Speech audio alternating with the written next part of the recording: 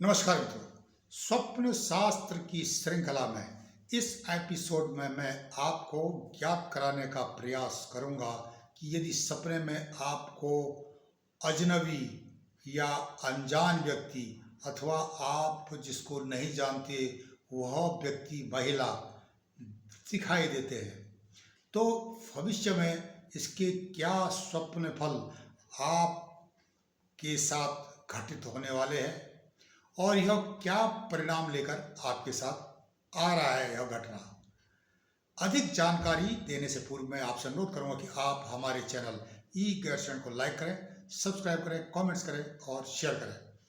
मित्रों, सपने में अजनबी, अनजान व्यक्ति, अनजान महिला को अगर आप देखते हैं तो इसके आपको दो संकेत जाते हैं। पहला संकेत यह है कि यह वह शक्ति है जो कि आपकी सुरक्षा, आपकी मदद के लिए आपके साथ आई हुई है।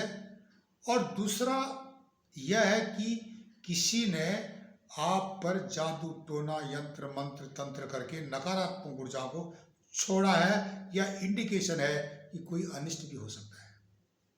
अब आप इसको किस तरह से समीक्षा करोगे? स्वप्नों का समय, स्वप्नों की जो प्रकृति और स्वप्न कैसे देखा आपने उसको विश्लेषण करने वाला आदमी ही, कोई अच्छा स्वप्न शास्त्री ही इस पर आपको राय दे सकता है। यह एक सीधी रटी रटाई बात बताने से बात नहीं बनती है।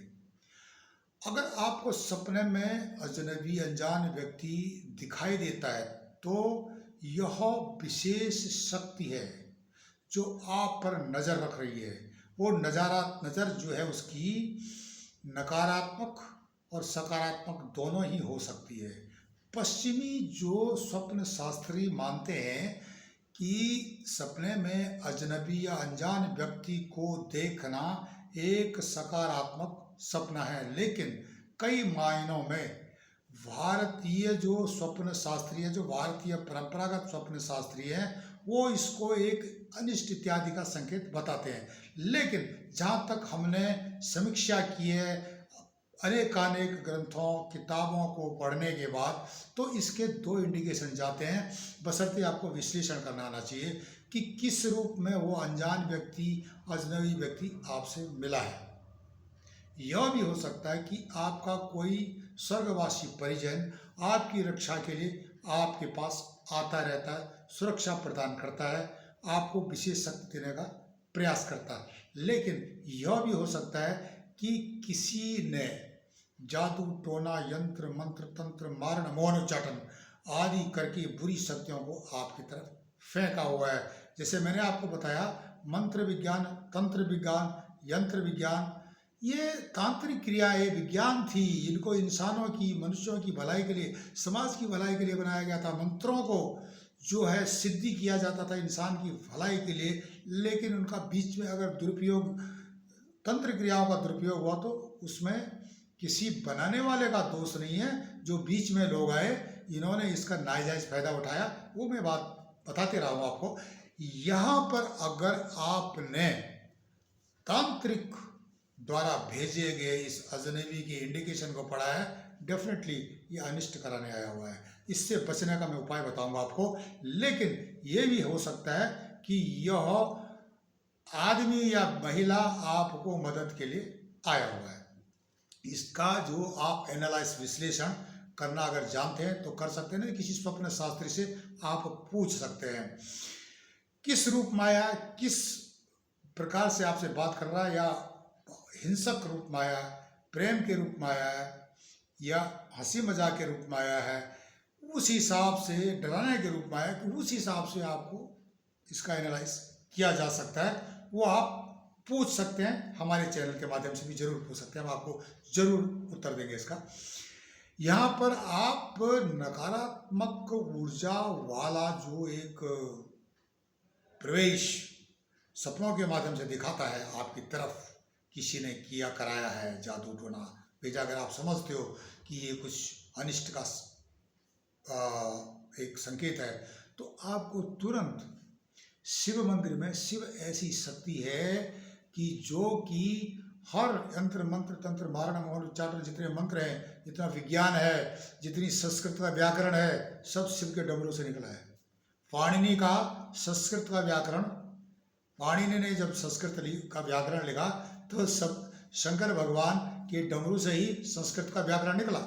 उसी तरह यंत्र मंत्र तंत्र ये सारी चीजें वहीं से निकली है।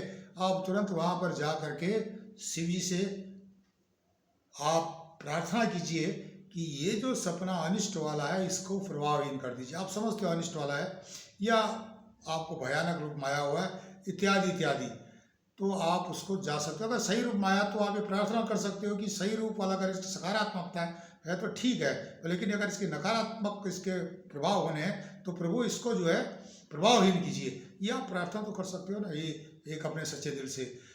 तो ये अगर कोई आप सनातन धर्मावलंबी नहीं है तो अपने इष्ट से, जो भी आपका इष्ट है, चाहे आप मस्जिद में जा सकते हो, गुरुद्वारे में जा सकते हो, चर्च में जा सकते हो, जो भी आपका इष्ट है आप वहाँ पर प्रार्थना कर सकते हो और आपको जरूर ही यह नकारात्मक सपना आपको नुकसान नहीं करेगा, प्रभावहीन स्वतः ही हो जाएगा।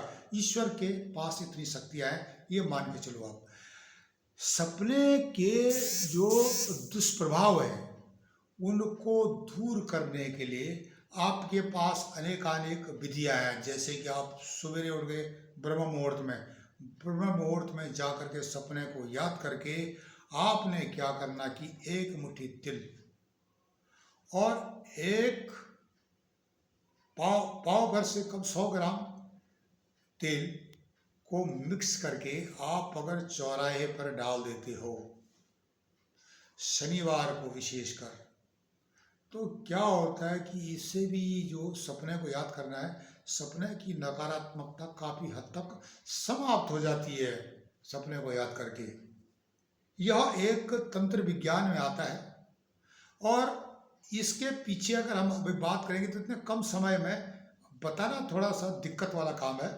इसलिए जो है, जो हम भी अगर बताते हैं तो पुरानी किताबें, तांत्रिक किताबें, तांत्रिकों की जो पांडुलिपियां हैं उनसे पढ़ के आप तक पहुंचाने का प्रयास करते हैं। अनेक अनेक माध्यम होते हैं, पश्चिमी जो माध्यम होते हैं हमारे पास, या जो भारतीय जो पुस्तकें, प्राचीन पुस्तकें हैं, इनका एनालाइज किया होता है, सब चीज़ मिला करके तब जा करके हम आपको बताते हैं। तो आप उपाय कर सकते हो सकारात्मकता लाने के लिए। तब तक के लिए नमस्कार, धन्यवाद।